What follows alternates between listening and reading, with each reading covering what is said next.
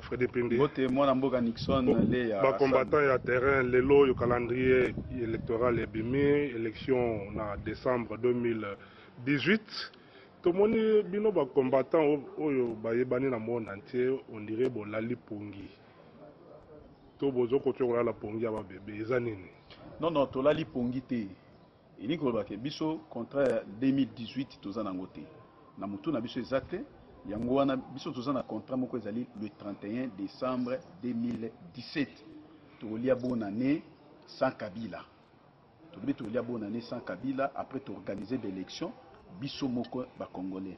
Soki nanga abimisi calendrier à 2018, c'est-à-dire Kabila mandat nesila na 2016 le 19 décembre. Tokei accord ya Saint-Sylvestre et puis une année ya ko vivre pour na organiser l'élection. Na une année wana a torpiller nyon surtout à celle l'élection te. Sikoyo alingi lisusu akende na 2018 nani a trouvé qui consensus o epesi nanga aval ya ko pesa calendrier à date ya 2018. Comme on a akeda kota la Kizenga. Muta Kizenga. Bon, les patriarches avec beaucoup de respect na habité soki so banda 2010 sur yoka lisusu papa Kizenga lobby. Ata interview ya pamba sali yango ndenge yozo salanga bo papa Kizenga sa sous interview te papa Kizenga lobaka lisusu te papa Kizenga bavandisaka ye bino bolobi ayoki ko répondre pe bino te tango bima pe aoyeba te ki banani wana ba yeki kotala ye tango makambo wana pe boyeba ayebi pe tina ya makambo wana te donc bazwaka ye kaka lokola photo batie wana pona kosala décor mais depuis 2010 oyoyo nazolo bana bino ça fait 7 ans papa Kizenga le kata na médiaté bomona ba événement l'équipe batu bakufa batu bakangama batu biloko belé nano mona te pourquoi ceux qui bazo sala likambo moko boye ba yebige mutalo bakali susuté bakei ba vandisi na kiti batie non c'est notre papa nous l'aimons bien mais je ne pense pas que babiloko wana po na kati ya palu ceux qui zaki que papa Kizenga banda koloba mais ndeto ngato yoka ye na yebite so lobaki na chaîne ni nanga kei alati na oyo bashengezi alati chemise ali puta na veste ya tisi na kati baki kosona papa Kizenga. Tout ça c'est de la distraction. Le peuple a cause se prendre en charge contrat na biso na Kabila et c'est le 31 décembre à bout pia 2017. Mais le 31 décembre tout le monde appelle na terrain malili to bolo baka na munoko malobe belé mais misale ezate ya makasi ezalaka imprévisible et puis elle s'annonce à côté ce que mon événement est comme ko s'annoncer ils ont le ballon d'essai et vous allez étouffer mais eloko nyonso surtout esala maka na système ya brusquement ou ça yena ndenge moko ya mbala moko ezaka beaucoup plus efficace que oyo ezalaka bozo ko annoncer. Je pense que notre président continue toujours à mobiliser le peuple na biso ya ko conscientiser à se prendre en charge et à prendre ba responsabilité na yenyo surtout donc biso ba calendrier na ba contrainte na ba calendrier etali biso te biso toza kozela calendrier nanga ayebisa biso le 30 décembre élection mais il y a maintenant on a 2018 qui sont les partenaires ce sont des politiques alors quels sont les politiques où il y a consulté qui pour na apesa non comme je viens de le dire papa Kizenga to tourner page na ye donc en dehors na ye na yebi sous mutu sous te aujourd'hui le leader de l'opposition c'est Félix Tshisekedi Tshilombo. Face à lui, il a Joseph Kabila. Il y a deux personnes wana. Ceux qui Félix a lobby, peuple a yoki. Ceux qui Kabila a lobby, peuple yoki. Donc différence c'est ça on a le Kambwa papa Kizenga na kati wana ezati. Oui moi namboka Freddy Pindi awa États-Unis a soutenir calendrier yango. France peut a soutenir calendrier yango. Bino boko boye. Bo monite que non bozali bato boko loka mobulu na kati ya mboka. Tozoluka mobulu na kati ya mboka te. France a soutenir calendrier à lobby mais comme déjà conditionnel États-Unis a bakisi mais c'est-à-dire au moins le calendrier oyo babimisi yango sous pression ya passage à madame Niki Halé on a ko désamorcer date ya le 31 décembre babimisi calendrier fantaisiste bateli biso 17 contraintes c'est pour vous dire que à tout moment bakoki ko utiliser ba moyen bango moko à travers ba contrainte wana po ekokisama te na opeso un élément de réponse. Kabila azalaki le 5 avril na congrès ya palais du peuple esika annoncaki dans 48 heures azo nommé premier ministre et puis na discours na ye alobi boye apesi na parlement 15 jours pour voter la loi sur le CENSA. 48 heures à nommer Premier ministre. Depuis le 7 avril, le 5 avril plutôt, la loi sur le CENSA est mise en application comme le mois de novembre, c'est-à-dire 7 mois plus tard. C'est-à-dire, ma contrainte au PSI, il y a mise en place la loi sur la répartition des sièges, il y a ma contrainte financière au gouvernement. Budget 2018, contrainte sécuritaire. Ils ont créé le phénomène Kamwina Sap au Boyebi pour contraindre que l'élection et ça la matin na Kasaï central, dans la province à Olomani. Tout ça, ça a été créé à dessein. Ça va spécialiste dans la création ya ba makambo pona ko torpiller et loko Kabila Zuité, il y a ko modifier constitution, il y a ko briguer troisième mandat puis il y a ko organiser référendum, abandis ko utiliser le temps en créant des histoires pour retarder la tenue et la convocation des élections. Comme c'est fait le cas, il y a moi, non, il y a Laurent Gbagbo. Laurent Gbagbo a pris tout un mandat en créant des histoires inutiles pour retarder l'élection. Voilà pourquoi Bisso Tolobike, Makambouana Bisso Itali Bisso Tozo préparer peuple na Bisso na toute éventualité. Travail n'y a surtout ya makasi et ça la mana makele l'été. Travail à cessé et à la capé. Donc voilà brièvement. Ya solo mwana mboka Fredin Pende tango bino boko kana boye boko na monite que majorité baza basi baza pe ko bonga mat baza pe ko ta baza pe mibali baza pe na ba stratégie na bango bino boko pensé boko kalisi ke boko longa bango koyeba na sur le terrain. Oyebi que la paire a changé le camp. Président Abisso Lobaka bino mo bomona ki événement na Lubumbashi avec notre président l'événement ya Lubumbashi.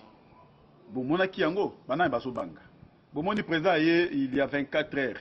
Bache brigade mobimba ya ba unité nyon surtout sur le terrain. Donc bazo banga une seule personne. Alors cette personne est accompagnée derrière lui par le peuple tout entier. Et loko ba congolais bazo ko aspirer pe baza nango souci pour le moment, ils veulent voir une autre personne à la tête de la RDC. Pas Kabila ni quelqu'un de sa majorité fatiste. Donc, les Congolais ont besoin de changement, mais ils ont besoin de Moutoumousou sur la tête du Congo. Et c'est le combat que le président Félix est en train de mener, peut-être obtenir gain de cause d'ici là. Merci Mwana Mboka. Mais tu dois comment Tuni. Mwana Mboka Fredin Pende lelo yo bosangani il y a rassemblement UNC MLC na Front du Peuple. Babi basangana sikamoko pour basala bakshu elongo monya monde. Non, non, opposition est plurielle. Je ne pense pas que le peuple congolais, autour défendre, a dit Mama Kambouana, il y a INC, il y a MLC. Ce qui est le tout comme une phase où INC et MLC sont responsables. Ils ont soutenu et appuyé la position de la majorité. Le président Tshisekedi a bien ici battu son agenda. C'est comme les laboureurs et ses enfants. Un riche laboureur attend sa mort fille prochain, fit venir ses enfants l'air parlant sans témoin. Bango Baboyaki. Vital Kabera Zalaka na Bruxelles. À Paris, à Ekozonga na Kinshasa, à Bokota, dialogue la cité de l'Union africaine. Dans le côté dialogue à la cité de l'Union africaine, bah négligeable président Tshisekedi. Même par courtoisie, il y a respect. Que c'est un papa, tout répondre à l'appel naïe, bayate. Parce qu'il y a un dialogue à la cité de l'OIA, Vital Kamera et Moutaïb, c'est qu'il n'y aura pas un autre dialogue. Le dialogue est déjà soutenu dans la communauté internationale, dans l'Union africaine, dans Edem Kodjo, il fit le co-modérateur, il y a la cité de l'OIA. Mais Emma, il y a été une force dans le rassemblement. Et Bendi Bangoubou, dans le deuxième dialogue, il y a Senko. Mais, cher ami, tout qui est un dialogue à Senko, tout y a côté MLC. Madame F. Bazaïba, elle a dit unité contre Bissou, dans le Senko. Elle a dit clairement que le rassemblement de la base primature, Bango MLC, il faut facto, il faut basoir présidence à CNSA. Ce qui va passer Bango présidence à CNSA, va signer accord Wanate. ils ont retardé même la signature ya accord. Et puis si tout aval na bato majorité, baba na sou ko sala gros dos. En politique, c'est le poids qui compte. Ce que tali les lots, le MLC a donné beaucoup plus de faveur na bato ya Ndeko Kabila parce que Kabila banda makambo glissement de l'autre. Le MLC est parti dans la concertation. Pendant que l'opposition n'y soutenu la concertation, le MLC est parti dans la concertation. Et comme il a participé dans le gouvernement, comment est-ce que les Thomas Louaka sont partis, les Germain Kambinga sont partis, les Ouaka sont partis?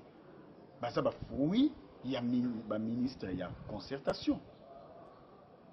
Débat, même biso boye. Bango, ça les gêne. MLC a quelle concertation, INC a quelle concertation. INC a cité de l'OIA, MLC a cité de l'OIA. Si ko bango nyon surtout bemba tinda mukanda ke oto sangana to solo la biso nyon tous ensemble mais non.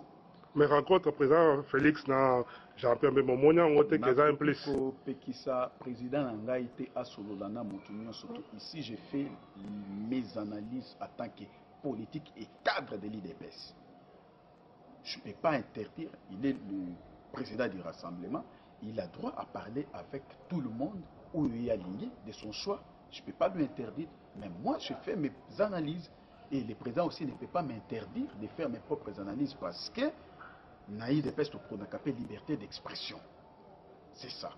Alors, tu es Kozonga, tant que tu papa, va signer quand même accord. Le pouvoir a modifié, va tripatouiller, va détruire arrangement particulier où ils allaient qu'il y a 5 ans.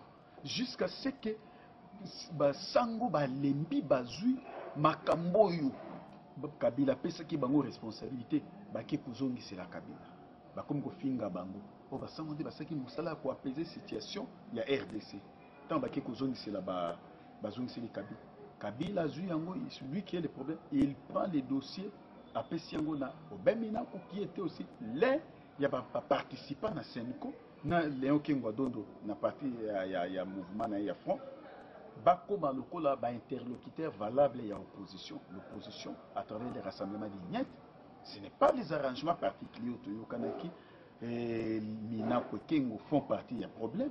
Tokoki Kokende ko signer arrangement particulier devant être. Mais qu'est-ce qui s'est passé? Vital Kamerhe est allé signer ces arrangements particuliers. Après la signature, il y a arrangement particulier.